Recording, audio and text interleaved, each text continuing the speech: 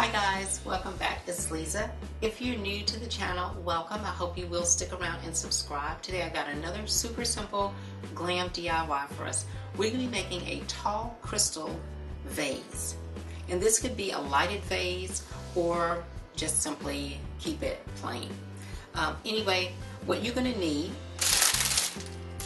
some of this clear diamond chain. This clear diamond chain is from Efavormart. Efavormart is an online retailer of event decor, event lighting, event supplies, and so much more. I will have Efavormart's information along with my custom affiliate links in the description box below for you guys to check them out. You're also going to need the Rhinestone bulk embellishment packet. This is from Totally Dazzled. Totally Dazzled is an online retailer of event decor, wedding decor, and so much more. I will have Totally Dazzled's information along with my custom affiliate links in the description box below for you guys to check them out as well. Now from Dollar Tree, you will need 2 vases. I've got 2 mini vases here, and you can use whatever shape you like. I've got what's a fluted shape here or a tulip shape here, but you can use whatever shape you like. I will be assembling this project with some hot glue. If you'd like to make any components permanent, please use something like an E6000 or an epoxy bond that will help to make it permanent. These are the items that we'll need in order to complete this beautiful project. So let's get started.